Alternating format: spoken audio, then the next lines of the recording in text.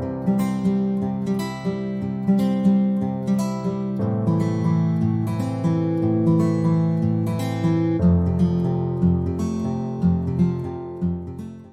दोस्तों, doctor Usman सेटू trends में आपका फिर से इस्तकबाल है। उम्मीद है कि आप सब ठीक होंगे और घर पर सेफ होंगे।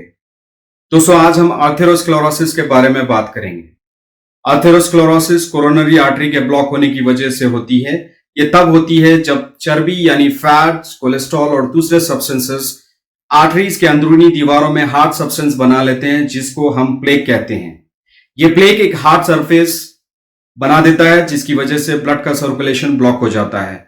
वक्त के गुजरने के साथ ये प्लेक आर्टरीज के ब्लड सर्कुलेशन को रोक देता है और पूरे जिस्म में सिम्टम्स और प्रॉब्लम्स की वजह बन जाता है। कई सालों के दौरान प्लेक्स का बनना पेशेंट की आर्टरीज को नैरो और हार्ड बना देता है। उन चेंजेस से आर्टरीज से खून का बहना मुश्किल हो जाता है। उन हार्ड या स्टिफ आर्टरीज में क्लॉटिंग भी हो सकती है, जो और खून के सर्कुलेशन को रोक सकती है। प्लेक्स के टुकड़े खून के छोटे ब्लड वेसल्स को भी बंद कर सकते हैं, जिसकी वजह से खून और ऑक्सीजन की सप्लाई रुक जाती है, जिसके नतीजे में टिश्यू या सेल डेथ हो सकती है, जिसको हम नेक्रोसिस कहते हैं। प्लेक का बनना दिल के दौरा पड़ने और पैरालिसिस होने की एक आम वजह बताई जाती है। अगर यही क्लॉटिंग लंग्स में चली जाती है तो ये पल्मोनरी एम्बोलिज्म जैसी प्रॉब्लम्स को क्रिएट कर सकती हैं। कुछ केसेस में प्लेक की वजह से आर्टरीज के वॉल वीक हो जाते हैं, जो एन्यूरिज्म जैसी कंडीशन पैदा कर देते हैं।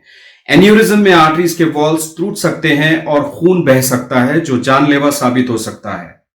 आर्टरीज की हार्डनिंग उम्र के साथ ज्यादा होने लगती है, जहां कम उम्र में high blood pressure, high cholesterol levels इसकी वजह बन सकते हैं। ज्यादातर लोगों के लिए हाई कोलेस्ट्रॉल की लेवल्स अनहेल्दी लाइफस्टाइल का नतीजा होती है। अक्सर ऐसी डाइट खाकर जिसमें फैट या कोलेस्ट्रॉल ज्यादा हो। दूसरी लाइफस्टाइल फैक्टर्स जैसे अल्कोहल का कंज्यूम करना, स्मोकिंग करना, एक्सरसाइज का ना करना और ओवरवेट हो जाना शामिल है। इससे हटके दूसरे फैक्टर्स जैसे डायबिटीज, हाई ब्लड प्रेशर भी इसकी वजह बन सकते हैं। अगर दिल की आर्टरी स्टिफ हो जाती हैं तो दिल में खून का सर्कुलेशन रुक सकता है। इसे सीने में दर्द हो सकता है, जिसे स्टेबल एंजाइना कहते हैं। सांस की कमी और दूसरे सिम्टम्स पैदा हो सकते हैं।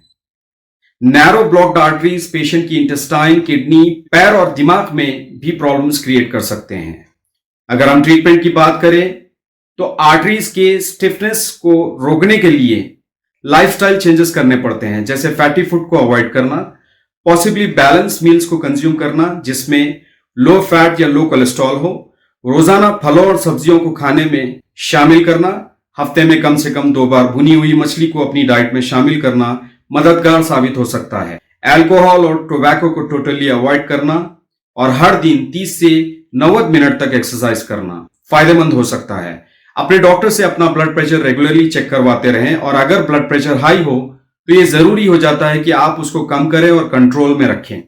नॉर्मली हर किसी को अपना ब्लड प्रेशर 140/90 mm मर्क्यूरी के नीचे रखना चाहिए। एक बार ब्लॉकेट पैदा हो जाए तो इसका मतलब आमतौर पर ब्लॉकेट कई दिन तक वैसे ही रहता है। मेडिसिन और लाइफस्टाइल में चेंजेस के साथ प्लेक फॉर्मेशन स्लो या रुक जाता है। हाई कोलेस्ट्रॉल और हाई ब्लड प्रेशर के मेडिसिन आर्थेरोस्क्लेरोसिस को स्लो या रोक भी सकते हैं और हार्ट अटैक या स्ट्रोक आने से बचा सकते हैं। डॉक्टर्स ब्लॉकेट को खोलने के लिए एंजियोग्राफी, एंजियोप्लास्टी और बाईपास सर्जरी करते हैं। एंजियोप्लास्टी और स्टेंटिंग से एक ब्लॉक्ड आर्टरी को खोला जाता है।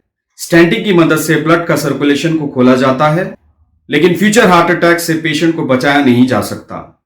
बाईपास सर्जरी में एक हेल्दी ब्लड वेसल जो अक्सर पैर या चेस्ट से ली जाती है, उस ब्लड वेसल को ब्लॉक हुए आर्टरी के एरिया से बाईपास कराया जाता है और ब्लड की सर्कुलेशन को कंटिन्यू किया जाता है, जिससे खून के साथ ऑक्सीजन भी आगे बराबर पहुंचती रहे। तो दोस्तों, उम्मीद करता हूं यह वीडियो आपके लिए इंफॉर्मेटिव रही होगी। हम इसी तरह के और इंफॉर्मेटिव वीडियोस के साथ आपसे फिर मिलेंगे। Thank you.